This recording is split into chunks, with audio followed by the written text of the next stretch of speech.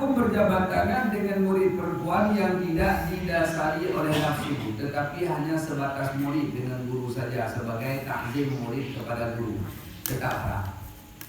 Kalau tidak berlapi. Berlapi pun itu adalah pendapat wakil, tapi boleh. Ada dasar. Jadi nggak ada istilah takzim, ya. Takzim lawan jenis tetap salah. Takzimnya cuma di hati. Dan pendapat boleh salam berlapi itu dhaif. Hadis dhaif dalilnya lemah. Yang kuat tetap seperti Rasul tak pernah berjabat tangan dengan semua wanita. Padahal pernah dengar hadis umat Rasul semuanya muhrim bagi Rasul.